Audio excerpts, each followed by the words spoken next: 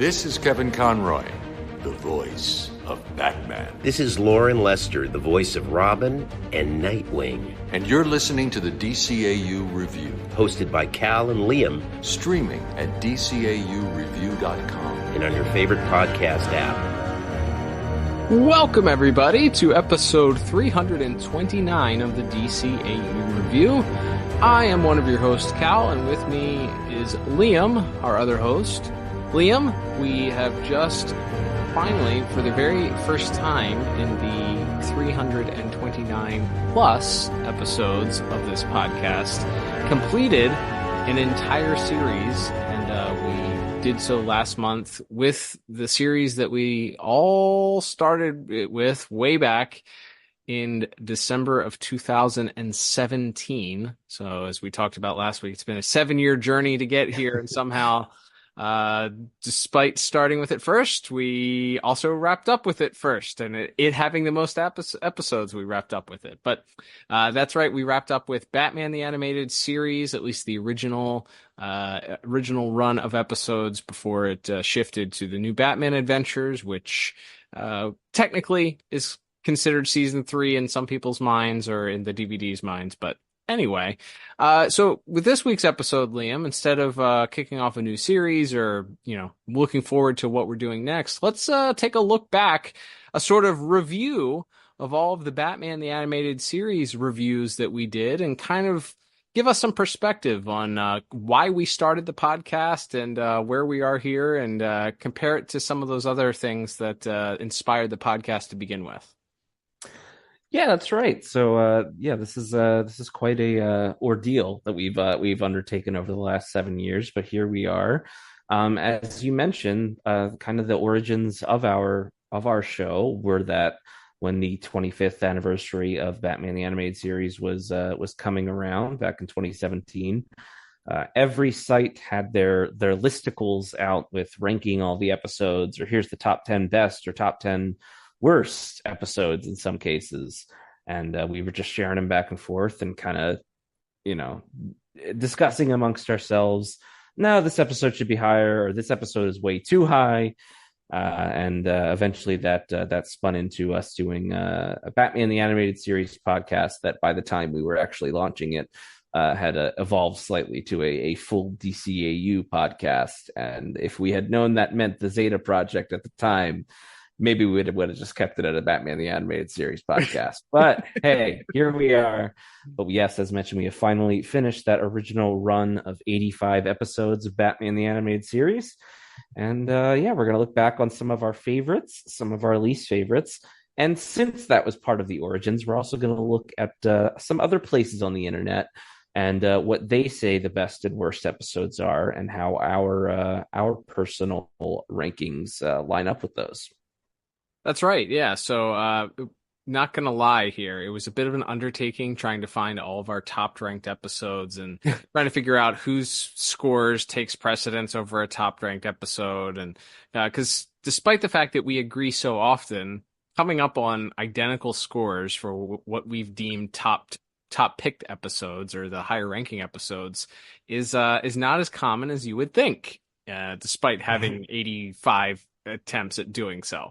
So when we look back at them, I think a lot of the episodes, Liam, that ultimately we agreed upon as far as our top ranked episodes are not necessarily the same score, but I think you can kind of agree that they're close enough for the qualification. But I guess if you want to look at what episodes did we say of our top episodes, what did we agree on was a top pick, or what scores did we have that were identical? Kicking off that list immediately, Heart of Ice, unsurprisingly, Emmy Award-winning episode. We've talked about it on end here. It's one episode that I will go back to over and over and over again. It's a piece of art. People ask me, I've had friends ask me, they ask me about my podcast. I tell them what it is. They're like, oh, I've never watched that before. And they're like, if I watch one episode, what would you recommend? And I say, Heart of Ice. It's just the absolute perfect piece of animation to watch for that 22-minute time and get a really good story out of it, and some amazing music, great performances. It's the total package, and that's why our scores back on episode 22 were both 40 out of 40. Not surprising that one was the first perfect episode, and somewhat what we judge every other episode against when we're kind of coming up with these scores at the end of the day. Yeah, I mean, we've talked about it. As mentioned, it was an Emmy winner. It's one of the first scripts that Paul Dini worked on for the show as the writer. Bruce Timm directed it. You have an incredible voice cast in that episode. The Mr. Freeze theme, which we kind of just recently got to revisit a few weeks ago when we covered Deep Freeze. Just haunting, beautiful piece of music by Shirley Walker, and yeah, it's pretty perfect. And again, as far as an episode, this seems old hat now, I think, because so many versions of Mr. Freeze, including in live action movies and other cartoons and comic books, have taken on this archetype for Mr. Freeze. But Mr. Freeze was just a guy with an ice gun before this episode came out. Right. Like, he didn't have a lot going on as far as interesting comic book stories other than a fun gimmick. And this just completely reinvented the character. It made him one of the most interesting. It took one of the most generic, uninteresting Batman villains of the whole pantheon and made him one of the, if not arguably the most interesting one in the whole Rogues Gallery. So it cannot be understated the impact this episode has. It's like, to me, I mean, Harley Quinn probably also up there as far as the biggest impact this series had. In fact, not even close. She's a pop culture icon now. Mm-hmm. But other than Harley, if you take Harley out of the equation for a moment, I think it's the redefining of Mr. Freeze that you could argue has the most impact on everything that came after it, as far as adaptations of Batman and even more of the source material in the comic book pages. Indubitably, yeah. It's hard to put it better than that. Our next perfect episode, Liam, that we both agreed was a perfect episode would have been episode 92. So quite a bit of time there. We had 70 episodes, not all Batman the Animated Series reviews in between there, of course, but about 70 episodes worth of podcast there between our perfect episodes. But our next agreement of a perfect episode was episode 92 with Heart of Steel. Another really just heart-wrenching and interesting story. There's some mystery to it. There's some romance to it. We get the introduction of Barbara Gordon to the DCAU. Mm-hmm. We get some really, really heart-wrenching story and a more tragedy with our villain, who's really not even a villain. He's just kind of a mad scientist that is doing everything he can to deal with the loss of his daughter. And he uses this supercomputer to create a replicant of her, and no real world implications here. The robot then pushes itself forward and decides that for all humanity, the best thing for them is to replace all humans with synthoid robots. And the humanoids are going to replace humanity in order to avoid any potential mistakes occurring. And the robots begin replacing different people in Gotham City, both in leadership and in and around Gotham. So Batman has to ultimately go up against a bunch of robot versions of some of his best friends and some of the leaders of Gotham and save them all. With the help of Barbara Gordon before the end of the day, as she's involved because Jim Gordon is one of those that's been replaced by a synthoid. So mm-hmm. It's a two-parter. So there's some intrigue and some cliffhangers that are kind of left after part one and tied up. But again, another one of those things where the music works together with the plot. Some really great animation. Mm-hmm. Kevin Altieri, the director of the episode, did a wonderful job, friend of the show. Definitely would love to have him on at some point to talk about that. Just give us some perspective and thoughts on that. But man, what a overall, just like, it's just a fun thing. And not only did you make one episode that was interesting and good and perfect, but between the two of them, we said, you know what, this is good enough to give it a perfect score all across the board here. Yeah, it's funny because we often joke about how we forget everything we say after we are done recording. Like, I don't know if I would have guessed this was a perfect score from both of us. Not that I don't love this episode or these episodes, because I do, but yeah, I mean, it's great. The thing that always sticks out of that is there's like a real like invasion of the body snatchers, like creepy element to the different scenes where the real people are meeting their robot duplicates and then getting kidnapped. And then the final bit where Batman's running around in the lab, and all the robots start like crawling around like spiders and stuff. Just some really, really incredible and creepy imagery. The Bullock bot going through the bat signal. Just some really incredible some visual work on there, some really creepy stuff in there that, again, we've talked about before. You get away with a little bit more of extreme violence as well, because it's a robot, even though it's a robot that looks exactly like your real human characters. Mm-hmm. So some really fun some fun violence as well in that one that you couldn't get away with on a real person in this show. So yeah, I think the visual component of that one is maybe what stands out the most to me from that one, as well as great voice acting and some great music as well.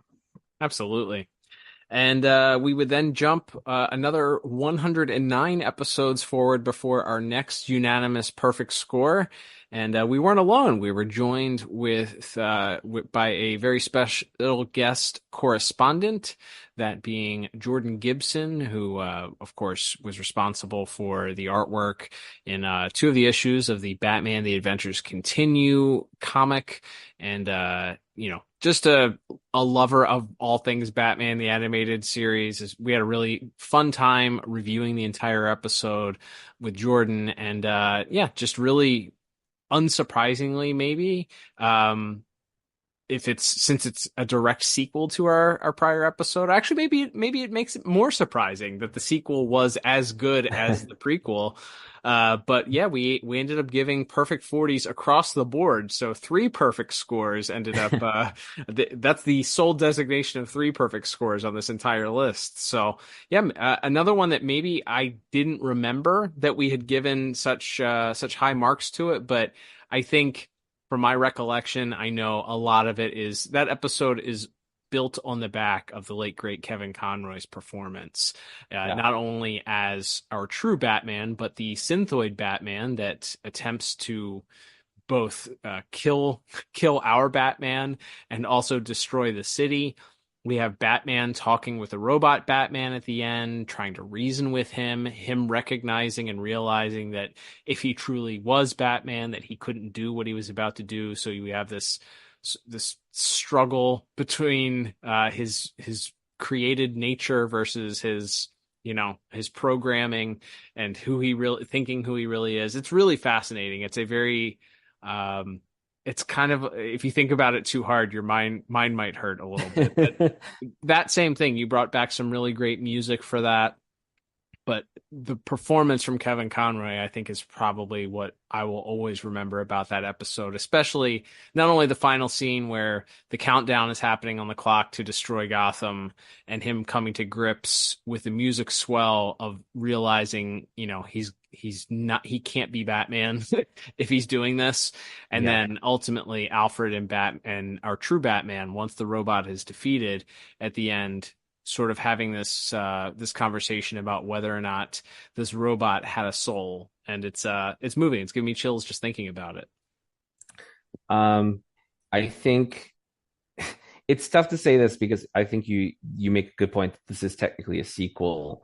So it would be hard to say that this is the single one I would recommend to someone, but this is way up there for me. It's good. I think this, if you were, again, we'll see what else we gave perfect scores to. So maybe there's another one that I'm going to hear in a moment that'll change my mind. But I think this is my favorite episode of the whole series. Wow.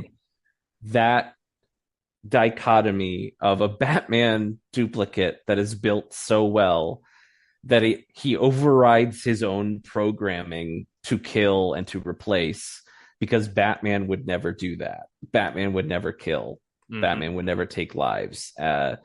It's so pure. And so it's just a great distillation to me of what Batman should be. And it's the idea that that's kind of the turn. Like, it almost seems hokey, I feel like, if you just said that, like, the Batman robot can't kill because Batman doesn't kill, but the way it's done in the show, and again, to your point, so much of that comes from the incredibly dramatic Shakespearean work of Kevin Conroy in that episode, along with the score, is just unbelievable. And yes, the final moment when he's looking at the countdown on the screen, and he looks at it and he says, "My city, my people," and he starts smashing the computer. And he's screaming at the top of his lungs at the same time.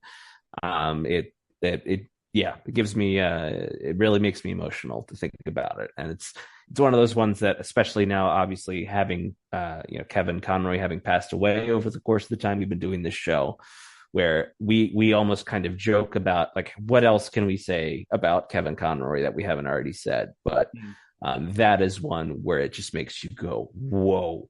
Yeah. Like, he's even better than I remembered somehow. Like, I already thought he was the greatest Batman actor in any medium ever, and somehow he still surprised me by how good he was in that episode. So yeah, it's pretty much, it's a perfect episode in my book, and obviously as reflected in all ourselves and Jordan giving it a perfect score. that's right. So that would wrap it up, Liam, as far as the entire run of those first 85 episodes for a unified front of a perfect score. However, we each share an additional episode that we gave a 40 out of 42. So going way back to episode 35, that was when we covered Feet of Clay. You gave that designated that episode a perfect 40 out of 40 yourself. I was very close, right there with a 38 out of 40. That's interesting because obviously we know the first episode, I believe, was an ACOM episode. Yes. And then the second one is the TMS episode. So the fact that, and we reviewed both episodes together. So for the majority of the two-parters we've ever reviewed, it's been one episode, and we give one episode of the podcast, and we give one score for both parts. So we are grading this as a whole. So the fact that the poor animation from Feet of Clay Part 1 was enough, like, you were able to give it a high enough score to reach that 40. And I think mostly it's based on, more than likely, that final incredible piece of artwork that TMS did with the transformation scene. But again, I think looking at the other categories too, it's a testament to some incredible music. It's got really great voice acting from our voice actors. And then you also have tremendous visuals and a story that takes another one of those Batman villains that's had a varying different versions of their origin story, as we discussed. The most recent Batman Caped Crusader did a more classical take on his origin story versus some of the other comic versions that have been a little bit more silly or a little bit more sci-fi. This one takes the sci-fi aspect, but then makes it and injects it with a high dose of tragedy and morose, feelings and attitudes. And it's the fact that one of us was able to give a 40 out of 40 to this, I think, is just a testament to great things across the board there. So another great episode that is on a lot of people's top lists. Yeah. I think for me, this one, it is very much the part 2 animation that maybe kicks it up. But I mean, Ron Perlman as Matt Hagen and Clayface gives an amazingly nuanced performance, because he does kind of have that cackling, like, Saturday morning villain bit in some of those scenes where he's kind of taunting Batman when they first meet up in the hospital in part 2. And then towards the end there, when he's looking at the monitors and everything. But the scene when he's kind of first transformed at the beginning of part 2, and his friend that's always hanging around with him in those episodes is trying to tell him like, oh, you can still do it, you can still be the actor, and he kind of has this really dramatic breakdown, and says, I'm not an actor anymore, I'm not even a man. And it's just this really powerful scene. Yeah, the Clayface theme is another beautiful piece of music as well. So I think the voice acting, plot, and music probably lift up part one a little bit, and then all four are home runs in part two. So definitely something. Probably now, if I revisited that, I wonder. I wonder if I would still say it's a perfect score. But I certainly don't regret it having because I do think of that as one of the better ones of the whole run. Yeah, I mean, like I said, we'll talk about it here in just a second, but you're not alone in thinking that that's really good. It ends up on a lot of people's top lists. So right. I think we talked about, oh, we can't go back and change things, and maybe you would change something here or there, but I mean, it's a point in time that I think we can look back and say this episode is fantastic, and a lot of people agree with you. Absolutely. Moving on, Liam, to the other 40 out of 40 that we gave. Sorry, I gotta find it here. Jumping forward to episode 81. That was our other perfect score, Liam. You gave it a 38 out of 40. I gave it a 40 out of 40, and that was The Laughing Fish. So an episode that we've talked about here before. It's a somewhat of an adapted story from a couple of different comics, but Paul Dini wrote the episode and did so with such precise writing that he is balancing, as we've talked about it maybe half a dozen more times on the show, the killer and the clown, and the idea that you have episodes of this series where the Joker is trying to blow things up. He's got killer toys. He's kidnapping people. He's trying to blow up casinos. He's poisoning the city with laughing gas on a garbage trowel. Like, we have all of these different wacky stories, but then this one ends up really being one of, if not the wackiest, where he is trying to he's mad at a copyright lawyer for not being able to copyright his smile. On a fish, right. And it leads to some of Mark Hamill's performance as the Joker in this episode, absolutely unforgettable. There's just so many quick-witted one-liners, just sight gags, things that happen between him and Harley, the filming of the commercial for the Joker fish stuff. The pinnacle of the episode, or the crescendo of the episode coming to the end there, in that final third act of him holding Harvey Bullock over the shark tank by a fish hook, and Batman having to ride the shark around, and ultimately it ending on sort of this cliffhanger on whether or not the Joker himself was eaten by a shark at the end.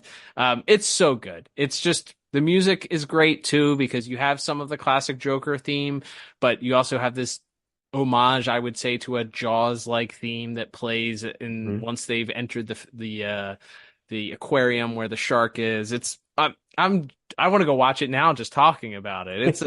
It's another one of those episodes, and while Mark Hamill again is the lead and is getting a lot of the focus, Arlene Sorkin has some really great one-liners and great lines in that episode also.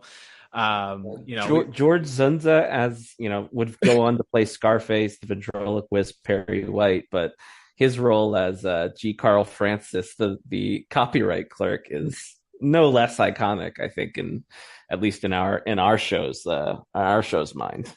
Oh no, absolutely. Robert Costanzo as Bullock in the episode. Yes. Is really good too. Has some really funny lines. And then of course Kevin Conroy gets to play the straightest of straight men against the Joker's just insane commentary the entire episode. So it's a fun episode overall. I think maybe surprising when I'm thinking about it is, was there something in the animation that I really loved. Maybe it was just something that looked really good, and then the facial features and some of the expressions that the Joker has. I like in my head, I can see the picture of him holding the fish and pointing to it while he's talking to G. Carl Francis. So maybe that had something to do with it. But yeah, that's another one. Also ends up on a lot of people's top lists, and maybe not surprising that I agreed with it, and you were right there with me with a 38 out of 40.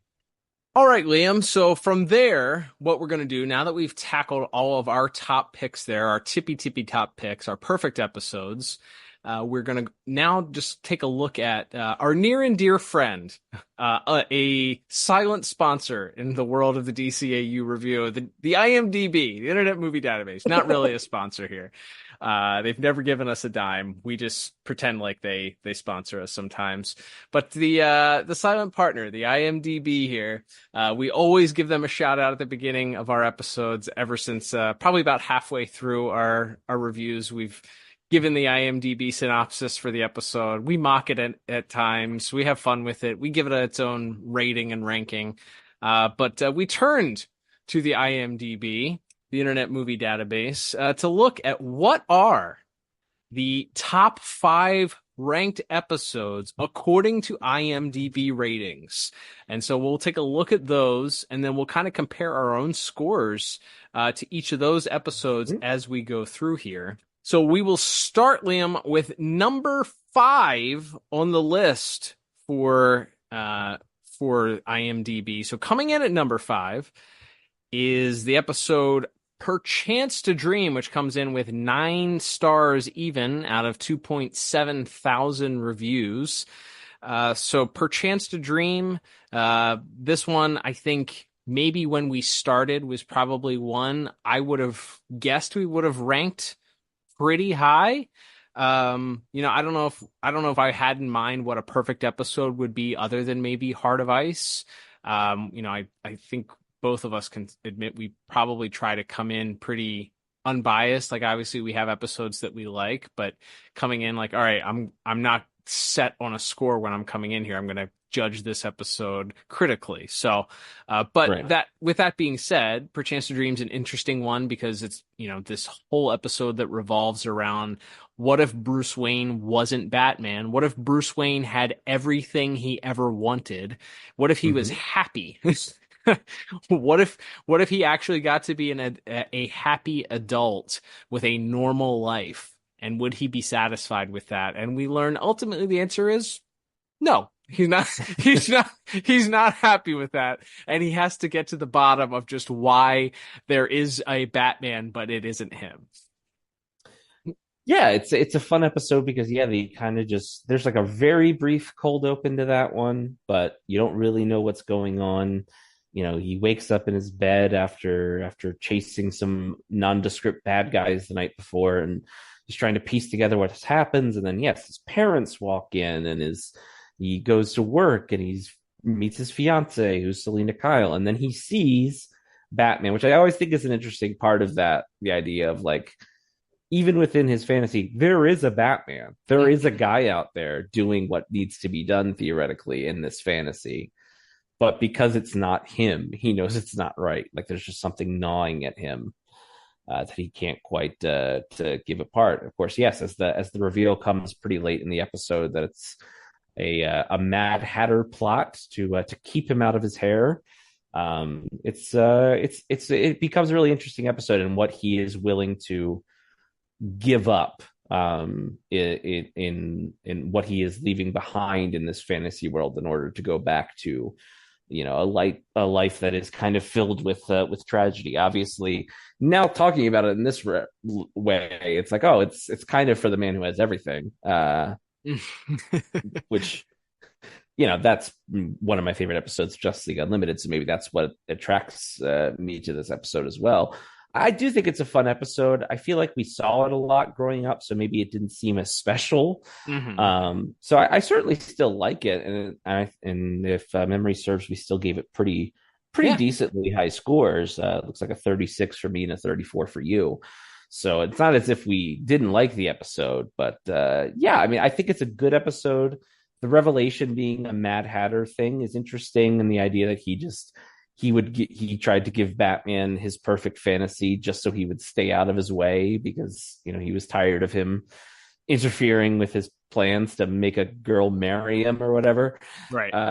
It's kind of a fun. That's a very fun and Batman villainish plot. Right.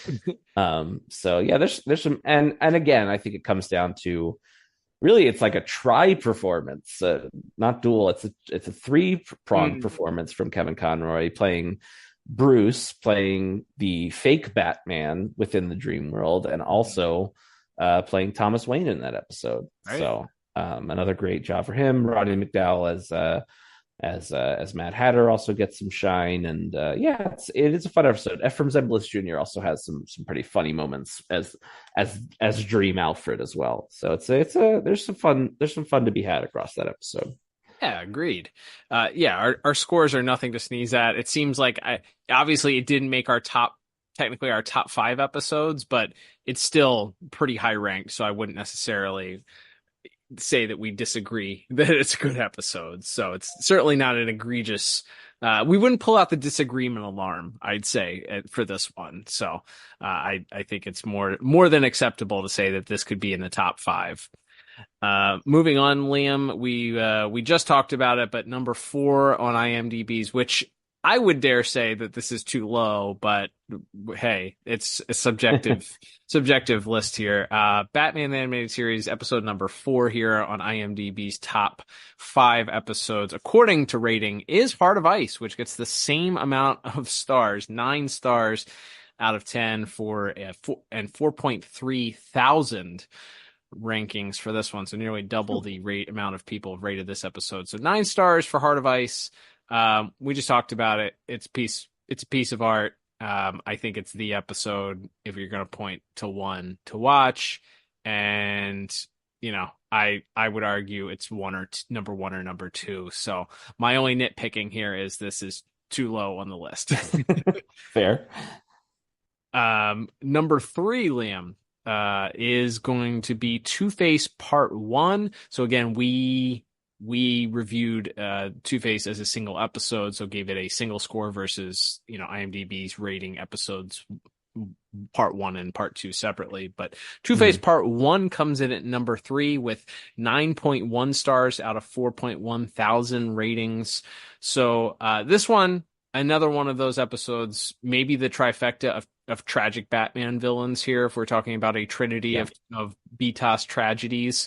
The Two-Face story here, we see a character that was established early on in the series, has this friendship that's set up with Bruce. He's involved in a couple of other episodes as the district attorney, and then we get the fall from grace. And I rewatched this episode a couple of months ago just for fun, and man, what a story! What a great episode! Visually, it's striking. Friend of the show, Kevin Altieri, responsible for directing.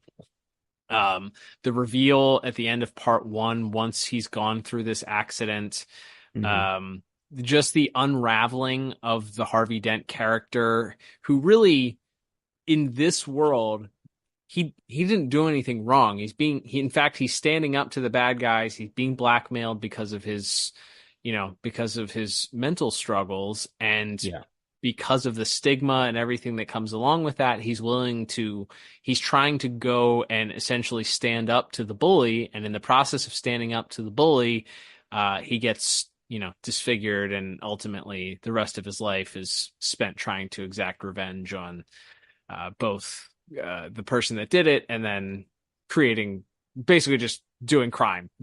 He unravels a little bit further, just becomes a mob boss and tries and commits crime after that. So, and gets a credit card in the name of Two-Face. That's right. But this episode, at least, you have the other aspect of the romance that we have with his fiancee Grace, and sort of the tragedy that comes along with that, him feeling like he's no longer worthy of her love, or that she wouldn't be interested in him because of his disfigurement, his mental struggles continuing to break down and him really giving in to this dual nature and things needing to be decided by chance and a coin, and that's the only thing that he can trust and really believe in is chance now, because that's what turned him into Two-Face. That's what, has given him everything in his life. So this episode, like we said, ends up on number 3 here. Nothing to sneeze at with our scores. Another one that we were pretty favorable with, but probably lower than I would expect. I gave it a 30 out of 40, and you gave it a 27 out of 40.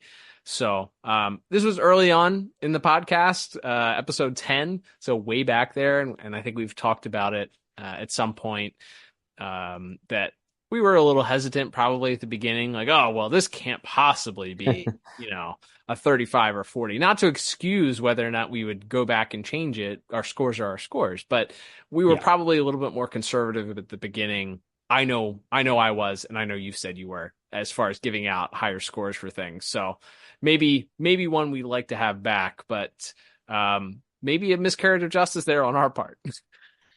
Yeah, I mean, I just think the music alone in that 2-parter, which I shudder. I looked and I apparently gave music a 5 in that episode. Sounds insane to me. I think underrating music became a theme of my early reviews on this show. Because I didn't do much better. I gave it a 6, and that's one of the more iconic. It's one of the more iconic episodes as far as music is concerned that sticks out to me.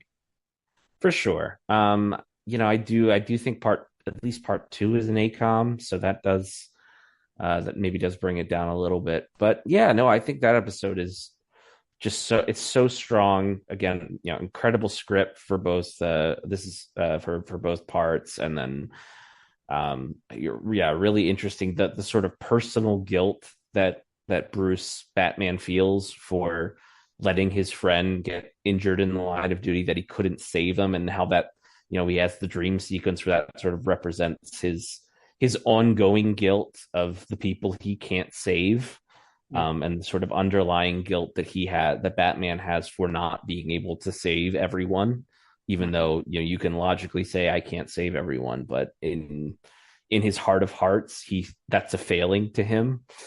And the way that that's represented, and sort of his hesitance to go after Two-Face, and then I think maybe losing Kevin Conroy and the great Richard Mall as Harvey Dent, who is magnificent across those 2 parts, both as Harvey Dent, again talking about a vocal transformation, just incredible. And then what I always think about, which maybe one of the defining endings of any episode, where Batman's flipping the coin into the pot, into the fountain, and he gives where there's love there's hope, but a little luck couldn't hurt. I think about that a lot. I think about that one a lot when I think about the best endings maybe of any episode we've covered. So the very melancholy, but just even at the end, he still hasn't completely given up his friend, which obviously is a theme that comes back in future episodes. So that's a great one. Even if it doesn't, I don't know that it would be in my personal top 5. Actually, I know it wouldn't be, because we just went over what our personal top 5s were. But I would say that's deserving of being in the conversation. I don't think I would have it as high as 3 by any means, but it's in the conversation, sure.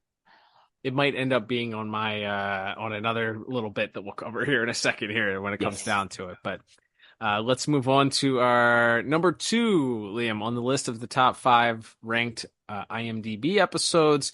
Coming in at number 2 is the friend of the show, Dan Reba directed episode, and probably one of the most memorable. If you asked the layman that watched the Batman the Animated Series episode, that would be the episode Trial, which comes in at number 2, also with 9.1 stars out of 2.2 thousand reviews.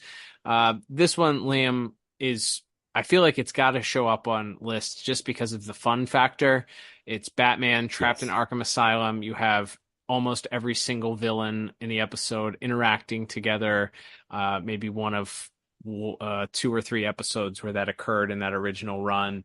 It's a Paul Dini co-written script. You get some really great music by Harvey Cohen, who's responsible for the music for the episode. Memorable one-liners. You have the Joker dressed up as a judge. You get Harley Quinn in the episode. You get Two-Face. You get some cameos from some of the other villains also. And, it's a fun episode, and so fun that they almost made it a direct-to-video movie follow-up. But then was kind of shortened ended up being shortened just to the 22-minute episode for the series. But it's a fun episode. Either way, Batman has to team up, or begrudgingly, the district attorney that replaced Harvey Dent is forced to defend Batman in a mock trial set up by the villains in Arkham Asylum, who are convinced that if they put him through a trial and a jury of Batman's villainous peers convict him, then they'll feel better about the fact that they can just do away with him. It's also sort of holding up a mirror to a very vocal Janet Van Dorn, who is shown in this episode as being super critical of Batman, and also kind of trying to turn the tide of public opinion on Batman as being more of a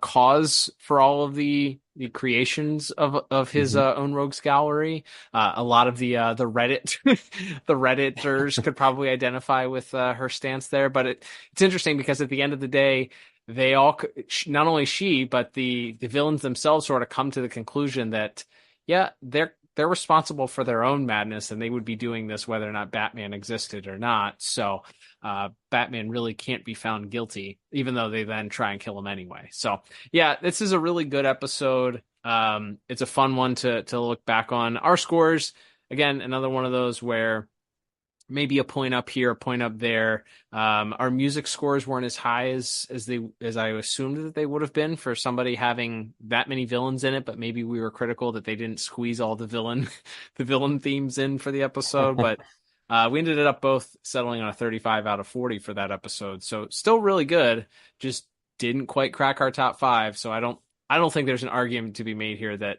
this can't be in your top 5. It's a good, fun episode. Yeah, I think it's memorable. I would say, based on the one we're going to talk about next, as the number 1 on IMDb, I think you don't need 2 of these in here. Fair. Yep. Spoiler alert. More than fair. So, and I think the other one is maybe a bit more iconic, as we'll get into in a moment. But no, it's a blast. It's a really fun episode. It does, again, it gets into the heart of a frequent criticism, both in universe and out, and in our real world, of superheroes and Batman in particular. So it has kind of an interesting meta context to it, as well as just being kind of a fun excuse for Batman in behind enemy lines and trapped in a prison with all of his rogues gallery. It's a lot of fun. You got, again, you talk about star-studded voice cast. You have Richard Mall, you have Arlene Sorkin, you have Mark Hamill. You have, I think Roddy McDowall is Mad Hatter, George Zunza as the bailiff, ventriloquist, and Scarface. So maybe the voice cast alone, just getting all of those greats together. Diane Pershing is Poison Ivy. So there's plenty of reason. I don't begrudge anyone that would have this on the list. It wouldn't make mine, but it's hard to nothing. It doesn't offend me that it's here. Sure, no, absolutely not. Not much more to say about that one. And coming in at number 1, Liam, on the IMDb top 5 list of Batman the Animated Series episodes, according to the IMDb rating, maybe unsurprisingly, Almost Got Him. Came in at number 1 with a 9.2 star rating out of 3.1 thousand reviews. This one, Liam, I think we've talked about it. This might be the one episode that most people remember for a lot of reasons. Yeah. It's an incredible idea to have all of these villains in the episode. You have Joker, Two-Face, the Penguin, Killer Croc, Poison Ivy, all meeting up to sit down and talk. Not only are they just talking and trading old war stories, but they're doing so while playing a game of poker at a card table in a seedy, smoky bar. Just for multiple reasons. And then we get to see, as you're watching, you get to see all of the stories that they tell, the different things that that happened and how Batman foiled their plans. And then we get this little kind of tacked on story at the end that shows how Batman is still able to get him even when they're not expecting him to get him. We covered that episode back on episode 131. And we were joined with a special guest correspondent, Monica Kubina, best friend of the show, colorist on the Batman The Adventures Continue comic books, amongst other comic book properties that she's done artwork for. But this is the one I feel like directed by Eric Radimski. It's the one that I think most people remember. If you were to say, hey, did you watch Batman the Animated Series as a kid? They're probably going to say, yeah, I remember that one where all the villains were playing poker at the table. Yeah, no, it's lovely. It's just a fun episode. It's very interesting. I remember like real world stuff about recording that one because we were recording it, and I think I had been exposed to COVID that week. So we were like sitting apart and masked up, and then we had Monica over Zoom. So I remember like some real world stuff that was going on. So it was a nice escape, height of the pandemic. It was kind of nice to have. It was, I mean, always great when we can get Monica on. Hopefully we can have her back soon. But I remember like how fun it was to review it. I think is kind of what sticks out to me now. But yeah, it's just a blast. You get all the different villain stories that all feel very appropriate. They all have these little vignettes, and then the grand finale of Batman rushing to save Catwoman is fun as well. So yeah, it's just a blast. And again, like we just kind of what we just said about Trial, it's just fun how many great talented people are working on this episode from our regulars like Kevin Conroy and but to also have all of the villains here, and to have to do it in kind of these vignette styles. Paul Williams is the Penguin as well. There, Aaron Kincaid playing Batman playing Croc is also, I think, why this episode stands out as maybe the most iconic episode as well. The I threw a rock at him of it all is great. And again, it's one of those gags that rewards you, I think, more on repeat viewings when you go back and you realize that Batman is hamming it up while dressed as Croc to really sell the deception and coming up with these kind of funny lines. So never let it be said that the Dark Knight doesn't have a good sense of humor. But yeah, I love that episode. I loved reviewing it with Monica and you. And yeah, I can't argue with anybody who would put this at their top. Again, not my personal, probably wouldn't make it would be in my top 5 probably, maybe, but I don't know if it would be number 1, but hard to argue as far as just like personal favorites outside of score. Yeah, it is. It's the most iconic episode of the series, probably. Yep, we all gave it a unanimous 38 across the board. So close to being perfect, but not quite there. But yeah, again, I don't think either of us would fault anybody if we're looking at it at saying, yeah, this belongs in top 5, top 3, top 2 discussion as far as everything working together in that episode to make it memorable and to make it everything we love about Batman the Animated Series. Yeah, the other thing I remember about that episode, and I hope this comes across as a compliment because I mean it is one to Monica. When Monica started breaking down the visuals of the episode, being a professional artist as she is, I have never felt like more of a fraud in my life than listening to a professional break down why something is visually good or interesting. Yes. And me being like, yeah, it was cool when Batman is standing there, his cape's flowing in the wind. We love Monica. Genuinely can't say enough good things about how generous and kind she's been to us over the years. But that's the other thing I associate, other than the COVID of it all. The thing I remember is listening to Monica and just going, "Oh man, I don't know anything. I don't know anything. I'm an idiot. I would have never thought of that." Like she's incredible, and her analysis of that episode is especially incredible. Agreed. And from there, Liam, we will now go to the unfortunate designation of the bottom 5 episodes. So instead of sticking with IMDb, we're going back in time to one of those lists that made its debut right around that time well, this one is technically in 2019, so a couple years after we started the podcast, but we're going to Collider.com, one of those wonderful listicles. This is an article by Phil Perello for Collider, and they put together their comprehensive list of every episode of Batman the Animated Series ranked. This goes from 96 all the way to episode 1. So I don't know what they included and didn't. I know there's new Batman Adventures on here. There's only 11 additional episodes that they included for some reason. Well, I guess perhaps between like two-parters and okay, maybe there's some ties on the list along the way. I don't know, but yeah. Either way, the numbers don't quite math if you're mathing along with us, but I'm sure there's an explanation to it. But you can check this out. Maybe we'll put this article in the show notes if you want to check it out and check out all of Phil's opinions as far as their entire listing of the Batman episodes. But so starting off, Liam, we will start with the bottom 5 here. So we're not landing on Phil's lowest ranked episode. So number 5 from the bottom, we have The Mechanic. So this episode, of course, has an interesting storyline with it. We learn that there's an unnamed member of the Bat team that's responsible for building Batman's Batmobile. And what would happen if the Batmobile was corrupted and then thus therefore also the guy that created the Batmobile was also blackmailed into trying to destroy Batman, courtesy of the Penguin. It's a silly episode. I know when we were growing up, this is one that we kind of enjoyed because of the wackiness of it.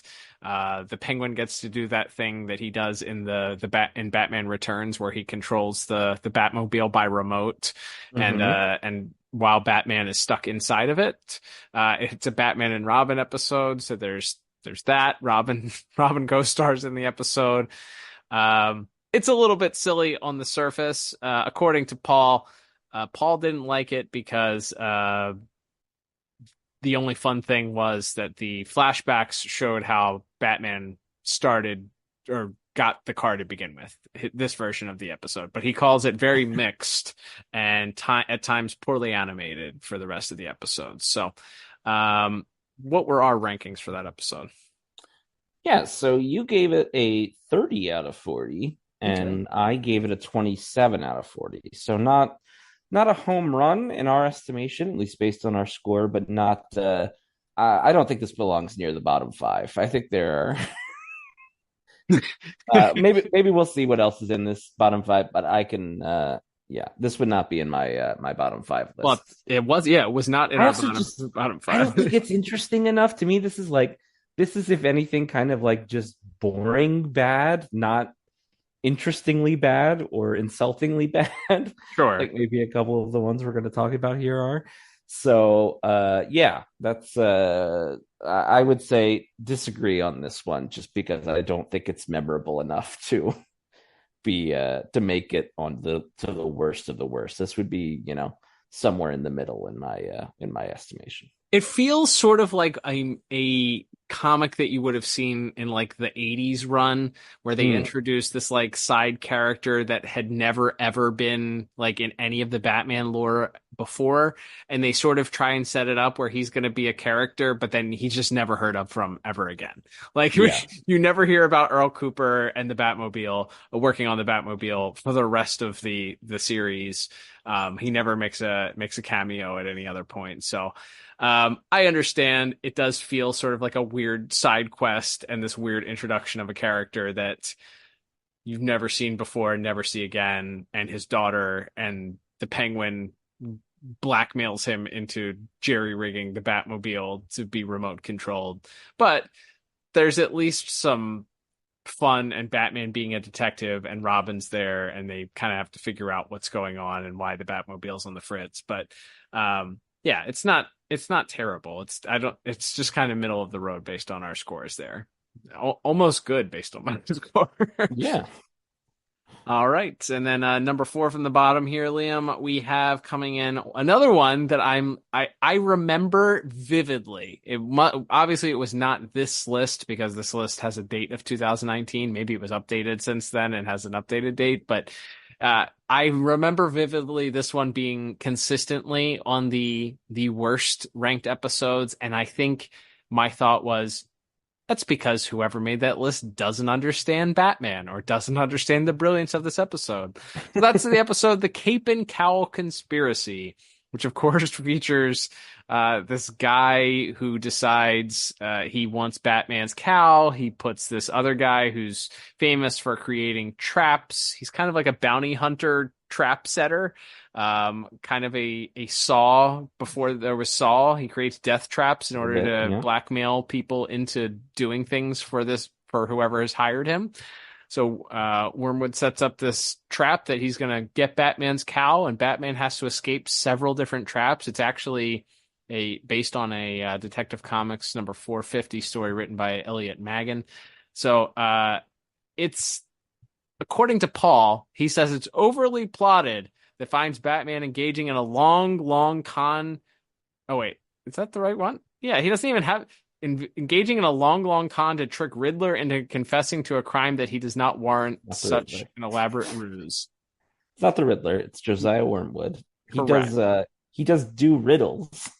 And he somewhat resembles the Riddler. He's got the same nose. He's got like the upside down question mark nose, but it is not the Riddler. So, no offense to the Paul that wrote this article, but maybe it shouldn't be the bottom if you don't know who the characters are. Yeah. So again, not a top pick for either of us, but you had given it a 32 out of 40. I had given it another 29 out of 40. What did we settle on for plot, out of curiosity? I would bet to say we really enjoyed this episode enough to give it a higher plot score. Yeah, you gave it a 9 and I gave it an 8. So certainly nothing to sneeze at out there. As I mentioned, the writer of the comic, Elliot Maggin, came back to write this version as well.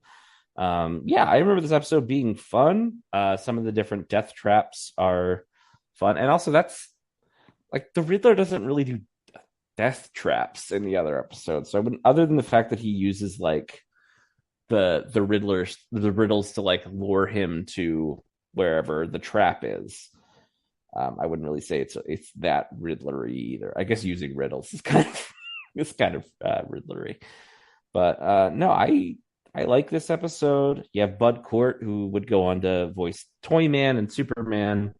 Probably his more famous role, certainly. But yeah, I think it's a fun episode. The ending of where he is convinced that he's gotten the cape and cowl. He's gifting it to this foreign national that he's in league with, only to reveal that that foreign national has skipped town. And once again, another Batman quick change disguise episode is that fun reveal at the end of that one. I think is great. So yeah, there's fun. And then I remember really enjoying that last little bit where they're like fighting in like a gym, like a house gym. They end up in like a swimming pool, and he's trying to like hit him with a barbell and that. Yep.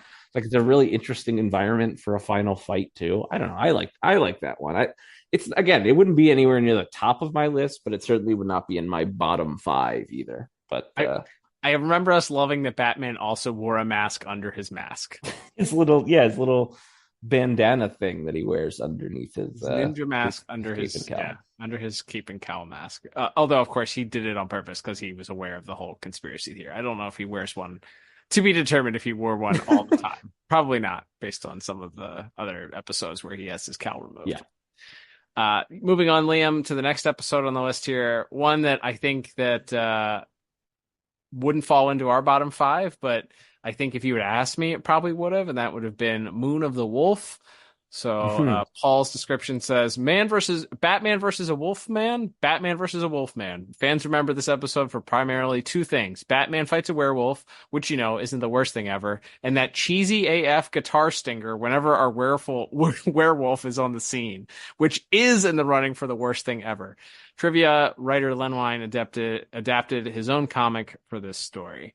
So Moon of the Wolf I think we did like Creature Feature Month, if I recall, when we reviewed that episode, because it was that one. It was Tiger Tiger. We probably Uh-huh. teamed it with something else. I think one of the Terror in the Sky, I believe, is also in yeah that month. yeah. So So it was it's an interesting run of episodes there to say the least, and I think maybe this was one that I assumed was not going to be great, but our scores definitely didn't reflect it as one of our bottom five. So I kind of have to. I think I don't love this episode by any means, mm, but it didn't the scores that we ended up giving it didn't reflect it as the worst thing ever, and I think the guitar arguably is the thing that made it stand out as an episode, even if it isn't like what we were super used to when it comes yeah. to the episode itself. Yeah, I remember liking the music for that episode. If for the trivia notes, I think we both gave music a 7 for that show. But yeah, I mean, I look, it's certainly not anywhere. I would say we neither of us liked this episode. You gave it a 21, I gave it a 17. So it's not exactly one that we would rank highly. Um, and this is an example kind of the reverse of what we just talked about with a bunch of the IMDb positive list. I don't argue with anyone. I wouldn't argue with anyone who put this on your bottom list because it's not good, but it's also just like, to me, it's just like it's just regular bad and not interesting bad. So it wouldn't make my worst 5 episodes list, I don't think. Have to agree with you there. And then number 2 on our bottom 5 original Batman the Animated Series run here. This one, I think, this one also might be one of the episodes that most inspired us to do the podcast. And that was because this episode frequently ends up on people's bottom list. And I may have also decided that we were going to break this down further than just beyond story, and like, hey, this episode really rules because the music is incredible. It's incredibly memorable. Mm-hmm. Maybe the animation lets it down, but boy, oh boy, does the music absolutely slap in this episode. And that, of course, is episode The Forgotten, which Paul says, while undercover as a hobo to help serve the mystery behind members of Gotham's homeless community disappearing, Bruce suffers a blow to the head and wakes up with amnesia. Worse, he's a prisoner in a chain gang that has links to the missing homeless. The episode is a largely skip-it affair, minus those incredible dream sequences depicting Bruce/Batman's true self battling with his presumed identity. I think we talked about, from my recollection, when we did this episode, the idea of Bruce struggling with the idea. It's interesting for the character to come to grips with this idea that despite all of his wealth, in addition to his desire as a crime fighter to stop crime and to help protect the citizens of his city, that at some point he's not going to be able to do it all, and that there has to be what can he do as Bruce Wayne and Batman to really help his city, and how at the end, he kind of gets out of this predicament with the homeless. He tries to help 2 different guys, give them jobs, and that's kind of the bow that they put on the episode. So maybe the plot itself we didn't love or feel all the warm and fuzzies at the end, because it's like, maybe he should have done a little bit more, or maybe he could have done something else, or shown that he learned something through this on how he could help more people. But that's reflected in our plot scores, because we gave it a 5 and a 4 respectively. But the rest of the episode we absolutely loved, because we ended up pulling our scores up to a 27 and a 29. So the music, unsurprisingly, 10 out of 10 for this episode. Absolutely incredible. I think I also gave a +1 for music additionally as a bonus point. So I think I technically You gave did. music an 11 out of 10. It's technically an 11 out of 10 for Liam for the score. Yes. For music. Yeah, I melted our scale. And I gave it an 11 out of 10. There you go. But yeah, no, I think this episode is just pure fun. A lot of it, yes, comes from the soundtrack and how that acoustic guitar, like old Southern music, Harmonica. the harmonica permeates it. But it is interesting, and there's some quotes. I was looking at the DCAU wiki for this episode before we started, and there's some quotes from Bruce Timm about how it's like how tough it is to address a macro problem like homelessness in a 22-minute cartoon, and how he was worried that this episode would kind of feel exploitative because you're raising this issue and then not really solving it because you can't solve it in 22 minutes, which they kind of pay to, I think, in some of those dream sequences where Bruce is sort of seeing everyone offering the hands and he's trying to take care of everyone, and he kind of runs out of he can't keep up with it. Again, we've already talked about, there's like a thing about Bruce and his guilt and fear of not being able to take care of everyone, not being able to save everyone. So look, I can argue a lot. Like, I can really talk myself into liking the plot of this. The villain, Boss Biggest, I love that design. He's so revolting and funny, and he's eating whole turkey legs and stuff while he's yelling about how everyone around him's lazy. George Murdoch doing the voice on that one. Yeah, great. Alfred arguing with the bat plane from Zimbalist Jr. and Richard Mall as the bat plane voice. Incredible. That might be my favorite part of the episode. It's the debut of the Gotham Desert, I believe, also. An iconic locale on our show, at least. It might also be the first time we ever mention Taft from the Tick animated series also. So you'll want to check out that episode back in the archives, episode 7. The show. Yes, but incredible. But yeah, there's some fun voice. Dorian Harewood as Riley screaming "My family" over and over again, that being the trigger to snap Bruce out of his amnesia, and that kind of really incredible sequence of all of the Wayne family swirling, and then the bats coming around, and then this kind of 360 shot where Batman turns towards the camera, and the theme plays, and then it sort of transitions back into Bruce, and you see his demeanor completely change. There's some great, as much as it is the music 1000% that would keep this from ever being anywhere near my bottom 5, my bottom 50 maybe.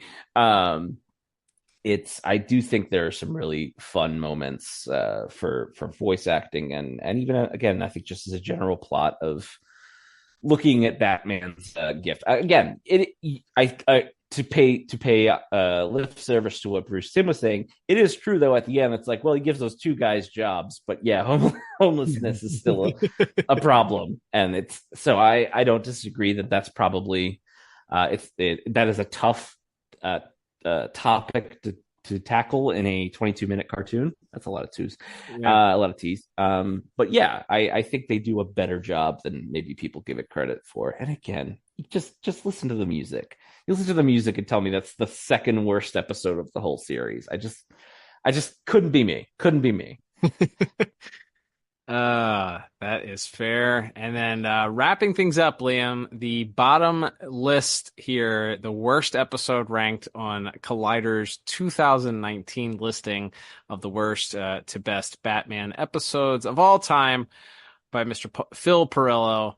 Phil says the worst episode of all time is The Underdwellers.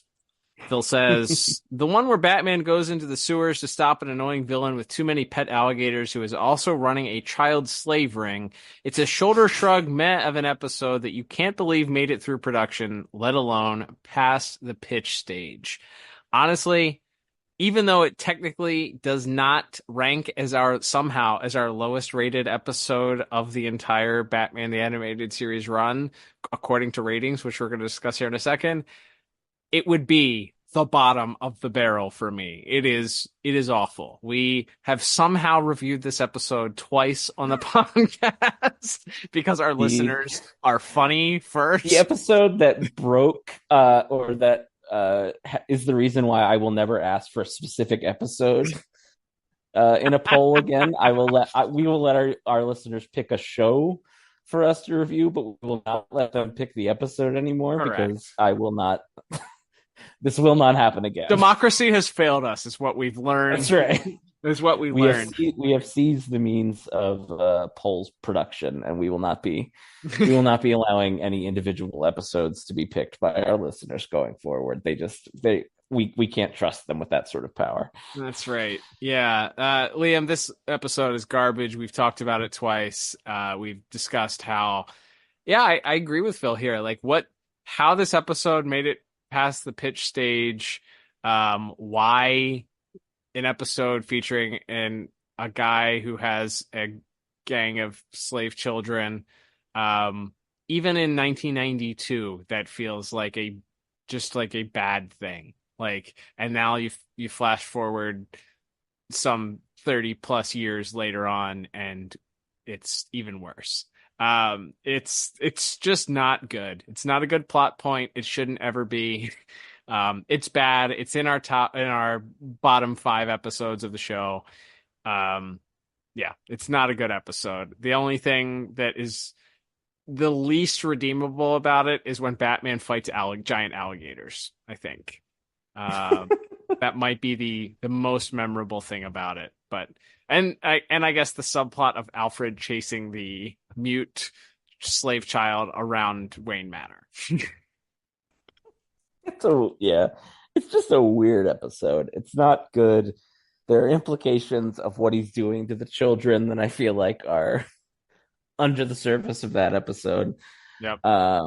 Yeah, it's bad. That's produced so early on in the series run, and I know at the time there were a lot of spec scripts that were just getting written, not necessarily by people who would end up being staffed writers on the show, but they were just, we're producing 65 episodes or whatever that original batch was. We need scripts. So this one got in there, and look, I don't know. I hate it. I hate it the most because we've had to watch it twice, probably. I don't think it's as bad as a couple of the other ones, and I know we have the scores to back up that maybe it's not as bad, but it does hold a special place in my heart for the fact that we've had to watch it twice. Yep, that's a designation. Third time would not be the charm for that episode. Mm-mm. Never again. It's a reason why we put it. It was the original bad episode jar. It was the Underdweller jar initially. That's right. Then changed to the bad episode jar. Yeah, before Unity and Superman's Pal and whatever came along, it was the Underdwellers jar. So right, and some of the other episodes we will discuss next year, Liam. In no particular order here. After Underdwellers, actually, I will go in order here. Fear of Victory would have been next on our bottom. This is an episode. So interestingly enough, Collider puts Fear of Victory at number 24 out of 96. 24. So Phil says, some fans really embraced this episode's all-out animated take on the consequences of Scarecrow's fear gas on Gotham's football team. Their transformation into nightmarish creatures is a true animation highlight for the series, along with some tweaks to Scarecrow's appearance. We still get chills watching the scene where Robin, high on panic fumes, teeters dangerously close to the ledge of a building. Batman also is served a very impressive final battle inside Arkham. Seriously, we could watch this fight for days. Disagree. Disagreement alarm. What is he talking about? I don't know what he's talking about as far as the Arkham fight. Sometimes I think maybe AI wrote this. No, like they go to Arkham because it's like Robin's with the orderly or whoever who's been pretending to eat because Crane's out and they're pretending he's still there or whatever. So they're in Arkham, but there's no fight, I don't think. I think maybe you're confusing that with Dreams in Darkness, maybe. Yeah, it sounds like it to me. Well, you're not. Our intrepid writer here is. No, this episode's bad. Yeah. The Joker. I mean, the whole premise of the Scarecrow, as we've broken it down so succinctly, he is gambling on football games that he is affecting the outcome of with the use of his fear gas, in order to make money off of the gambling to buy more chemicals to make more fear gas. Yeah. It's as succinct as that. He's a snake eating his own tail. Yeah. Yes, exactly. It's so dumb. It's so dumb. Yeah, he uses powdered telegrams to infect football players, and I think they show like a montage of other athletes, like a tennis player and somebody, to bet on sports, and that's even the great Fox Kids announcer. There's so many of those floating on YouTube of like tomorrow on Batman, that guy, and literally it's tomorrow on Batman, the Scarecrow bets on sports. And then on Tuesday, Mr. Freeze does his laundry. Like, Right. It doesn't matter. This is so boring. What a dumb idea for an episode. The animation isn't great too, from my recollection. I don't know. Yeah. I guess maybe the transformation of monster scene is okay to look at, but from my recollection, it's like 10 seconds of a 22-minute episode that is otherwise not that great. The shot of Robin swinging down to catch the vial at the end gets reused a lot. That's in the Adventures of Batman and Robin title sequence, and you will see that used in a lot of montages of scenes from this episode, especially ones featuring Robin. But no, it's not a good episode. I don't remember it being a particularly strong performance from Lauren Lester as Robin either, being one of his first, really one of his only episodes in that first however many that were produced. So yeah, it's not good, and it has maybe the dumbest villain plan of any episode we've covered to date. That is right. So next, Liam, coming in on our bottom 5 episodes is going to be The Terrible Trio, which our writer from Collider here, Phil, did agree. It was just outside of his top, or his bottom 5, rather. He listed it at number 89. Again, this list also includes the new Batman Adventures episodes. So it's pushed into the 80s by one particular new Batman Adventures episode. But The Terrible Trio, it's a bad episode. Phil says, what happens when Gotham is plagued by 3 over-the-top rich thugs armed with excessive Bruce Wayne-level wealth? Nothing too memorable. Despite an inspired premise, the low quality of animation for most of the back half doesn't help matters either. That's actually, I agree with that. It's a poorly animated episode. Their whole motivation to, like, they're thrill seekers who, because they're rich, they've lost the lust for life because they have everything they want, which on the surface sounds like that's an interesting, that's hashtag rich people probs, I guess, is what you would look at. Like, I have too much money to find the world interesting. What would happen if 3 guys decided to be supervillains? But instead of doing anything like really devious, they're just like stealing money. They're just running around and stealing things. And the animation is horrid in that episode. That's is that a Jade Animation, I believe, episode from my recollection? So yeah, poor all the way around. We gave that episode, I gave it a 16 out of 40, and you gave it a 10 out of 40. So low scores from both of us. I didn't mention either. Fear of Victory, 15 out of 40 and 13 out of 40 respectively. But back to Terrible Trio. It's bad. It's a bad episode all the way around. Yeah. To me, this is one I would go, it's bad. It's bad because from a plot standpoint, because it's just not very interesting. Because anti-Bruce Wayne as a villain is kind of interesting. Like a villain with limitless resources dressing up in a costume is like, okay, that could be fun. But it's just not. It's just not interesting. And then, as mentioned, the animation is very poor in that episode. Some really bad like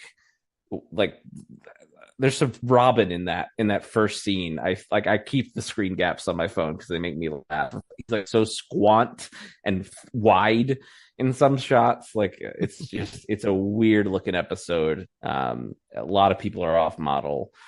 But it created one of your favorite reaction memes of the Robin without any teeth. Yes, the Robin kind of squinting like he's horrified at what he's looking at is definitely one I do keep in the chamber for top 5 Robin memes. Yes, agreed. Coming soon to the shorts, the Pod Tower shorts. There we go. It's bad because it's boring, and also because the animation is bad. So it belongs there. I'm not sorry we skewered that one with our scores because it's no good. And Bruce Timm hates it, so it's his least favorite episode.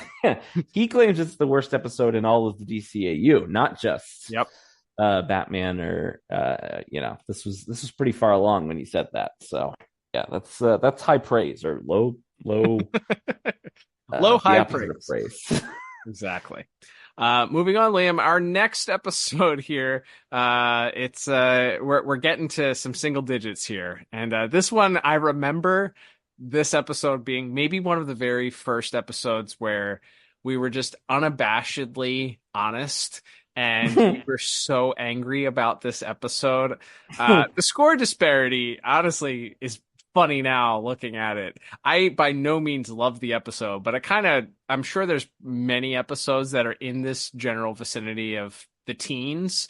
I gave it an 18 out of 40. You gave it a 9 out of 40. That was episode 78 of the podcast. Eternal Youth, which, speaking of 78, this would fall on number 78 on Phil's list here for Collider. So again, it's in the bottom quarter of his list here. This is an episode. I remember your hatred for this episode being because of Maggie. You hated the Maggie character so much. It's just so weird. She shows up. She's never heard from before or since. Just Alfred has a girlfriend in this episode, but it's not like he meets her in the episode and it's like this meet cute thing. No, it's just some lady that they both already know. And then, the plot being that a bunch of rich people are getting invited to a spa where they're then turned into trees as punishment for their environmental crimes. Mm-hmm. I don't know. Maybe there's a fun idea in that as far as a Poison Ivy episode goes. It honestly feels a little bit like if it was done in 2024, it would be done to sort of needle people that are environmentally concerned. There would be 6-hour YouTube essays about this episode if it came out now. It would be the top story on MSNBC tonight that this episode was made. We'd have a lot of talking heads being upset about that. But I dare say, it's not a fun episode. Alfred is the focal point of the majority of the episode. The point where they're all turned into trees and then not. It's like, what are we doing here? Like, I know at this point we've had episodes where, a man has been turned into a giant mud monster. We have a guy who, has to live in sub-zero temperatures. We have a guy that was turned into a bat. Like we have fantastical science fiction stories, but we have literally the main character's butler turned into a tree and then transformed back into human form. Not using magic, not using any sort of anything other than this sci-fi fantastical gas. It's bad. It's a bad episode. Not good.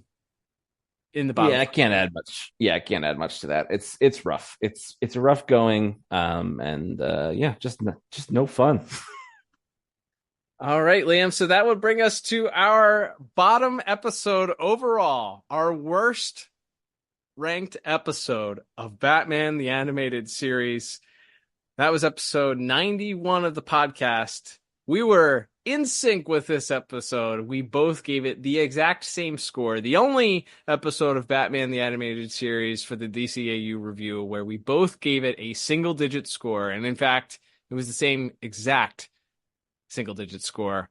Cat Scratch Fever, which comes in as our lowest ranked Batman the Animated Series episode overall with a score of 9 out of 40 unanimously.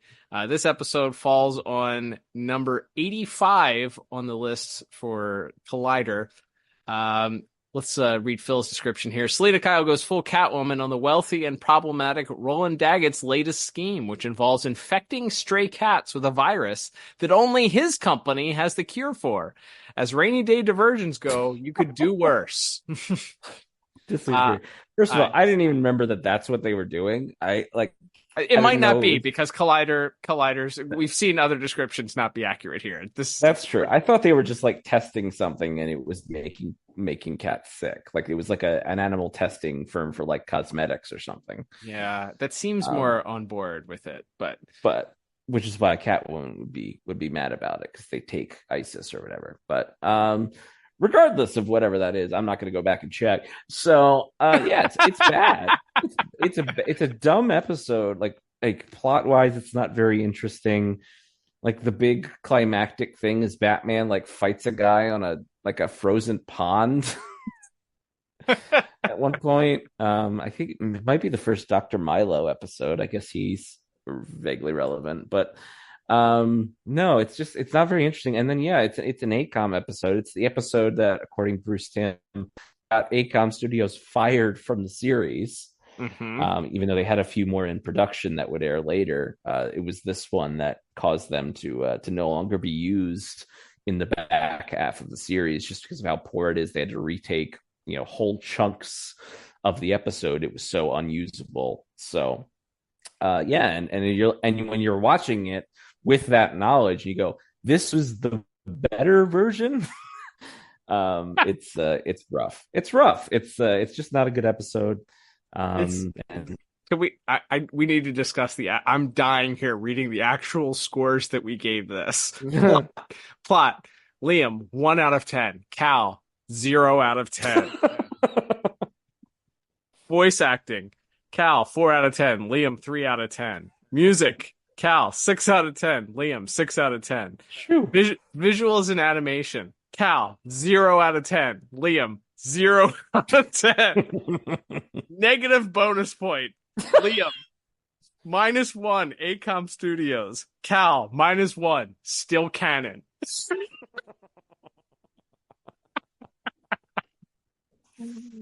Oh my gosh, man, we pulled no punches. I mean, this whole episode we had to do it was a double feature episode, so we had to get the bad taste out of our mouth. It was so awful.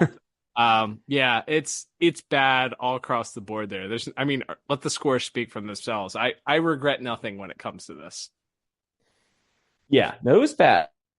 Yeah, I think it's that. It's the double whammy of plot and and animation being both so subpar. And then, yeah, I don't remember any particularly strong voice acting performances, unfortunately. So, thank God for the soundtrack, or this could have been like a 3 out of 10, 3 out of 40 or something. So, hats off to Shirley Walker and the rest of her team, because otherwise this episode's probably even lower. That's right. All right, Liam, let's wrap things up with our final portion of the episode here. We're going to each talk about kind of going through our scores here, episodes that kind of deserved a little better, as far as, episodes that maybe we didn't score quite as high as, or the scores didn't quite match what we eventually gave it. I mean, we could probably go through 4 or 5 different episodes here, looking at scores and being like, man, I would pick 10 out of 10 times I would pick to watch that episode. Like, I absolutely love that episode. I know, right. Grey Ghost, which of course is always in the top 3, 5 episodes of everybody, doesn't crack our top 5, but that's an episode that probably, I know, was let down a little bit by some of the animation, and that's why it doesn't fall into that top pick category for us. But, or in my opinion, it's let down by the villain, but that was there you go. That was an early point of contention on our show. There you go. One of the few that we've had. But yeah, I would say, I think looking back here, Two-Face really, I think it comes down to Two-Face for me. We talked about it, our scores for that episode not being as high as we had, as I would expect them to be for one of the top tier episodes that are generally accepted as really good.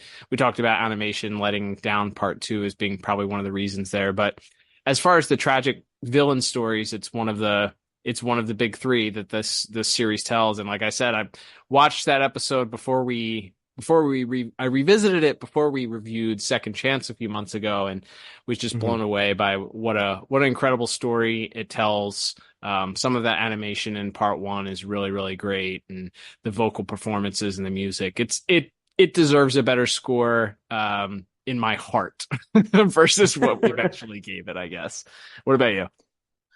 Yeah, for me, it's Zatanna. I love that episode. We both gave it 27, so it's not like we skewered it by any means. But I think that really stands the test of time. I love any episode because we don't get a lot that really examine what, beyond his parents getting shot, what made Batman who he is. So seeing this person who knew him before he put the mask on, and seeing her look at Batman for the first time, and the flashbacks we get in that episode, I think are just a delight. A little bit of how Batman got his escape artist bona fides is fun too. And then what it really comes down to, maybe more than anything, is that when I think of single scenes from this show, the last scene of the episode when they're saying their goodbyes after they've won the day and they've cleared Zatanna's name and everything's better, and he's revealed his identity to her, she just asks him what happened, like why do you do this, and he says a painful memory and a promise, and I think about that line all the time. I think it's one of the best lines in the whole show, and it's you could not sum up Batman any simpler than that. Credit to Paul Dini, the writer, on that one. But I love the interaction of Batman with someone outside of a Robin or an Alfred, or that really knows him and knew him before he put the mask on. So really, it is kind of just Alfred and Zatanna. Like, we don't have very many other folks, and Kyodai Ken, I guess, across the course of the series that knew him before he was Batman. So I love that dichotomy. The death traps, like the Indiana Jones death traps that they get into in that episode, are a lot of fun as well. They have to solve the ending where they're all struggling on the plane with like the net flying behind them, and they're tangled up in. I think is a lot of fun. And then, like I said, just that final bit of them sort of parting as friends, and then she pulls the disappearing act on him, which I think is also a lot of fun. So that episode's just a delight to me, and is probably on the short list where, if I have a half hour to kill and I'm like, well, I want to watch Batman while I, move on to whatever I do, that one's probably on the short list of comfort food episodes that I would just revisit, 10 out of 10 times. There we go. Well, that will bring us to the end of this review episode, Liam. That brings us to the action item for our listeners. We'd love to hear your thoughts here. We talked a lot about the episodes that we ended up ranking really high, episodes we ranked really low. In all seriousness, please don't just, you can, it's a free country, but please don't just tweet us like the Underdwellers is the best. But if there's an episode that we have ranked here in our bottom 5, or that deserves a second look, or, a second chance even, if you will, pun intended, then tweet at us, or at DCAU Review, or slide into our DMs on Instagram at DCAU Review. What episodes do you think are absolutely perfect? We'd love to hear those. What are your 40 out of 40s when it comes to episodes? Tweet those at us, slide into our DMs, comment on our posts, whatever. Let us know where that lies in. A big thanks to the Internet Movie Database website, and also all kidding aside, shout out to the writer of that article, Phil Perello, for Collider. Even though we disagreed and maybe disagree with some descriptions, all in good fun there. So Phil, if by chance you're listening to this episode, it is not personal. Thanks for taking the time to make a list like that for us to discuss here on the episode. But absolutely. Liam, we will turn the page and head to a new series next week, now that we are finished with Batman the Animated Series. We have some good fun coming up here in the month of October, maybe a bonus episode or two. In the meantime, we will once again ask our good friends at home, if you like the podcast and you would like to support the podcast, there's a couple different ways to do so. The easiest way, of course, is to subscribe to us on your favorite podcast app, whether that's on Spotify or Apple Podcasts, or any of those other ancillary podcasts that pick up the feed. Please subscribe if they allow you to leave a review. A 5-star review helps us with every algorithm on every podcast platform, especially on Spotify and Apple. And then, of course, on Apple's, if you leave a 5-star review and you leave a little blurb, if we read it on the air and you're in the continental United States, we'll send a little thank you gift. One of our reviews just got their gifts, and they promptly added them to their vehicle. So shout out to our listeners, who are the absolute best for supporting us. So if you want to join them and get a free gift, do that little 5-star review for Apple Podcasts. And when we read it on the air and you live in the U.S., continental U.S., we'll send you a gift as well. You can, of course, also comment and participate in our exclusive Spotify blog or questions of the week and quizzes. You can comment on each episode also. That helps us a lot. And we will certainly do our best to engage on the episode as well. If you leave a question or a comment, we'll try and engage with you there too. Liam, as far as supporting the podcast, additional ways, check out the show notes. You can become a monthly supporter. We love our monthly supporters. We thank you to those that do give of their hard-earned dollars every single month to support this podcast and have been doing so for years now to help us. We don't take that lightly. We understand the times that we live in and how precious the almighty dollar is. So the fact that some of you are willing to give of that and to encourage us to continue creating some fun podcasts on a weekly basis helps us out a lot. So thank you. And then, of course, you can check out the show notes. Also, there's a link to our store. You can check out the store and buy yourself a piece of merchandise. I still owe the listeners some new merchandise, so one of these days I'll certainly get around to that before the end of the year. It's on the list. Liam, it's going to be a fun rest of the month here. I can't wait to continue reviewing DCAU stuff with you starting next week. It's going to be great. Absolutely can't wait. But until then, I'm Cal. And I'm Liam. And we'll talk to you on the next episode of the DCAU Review. Bye-bye.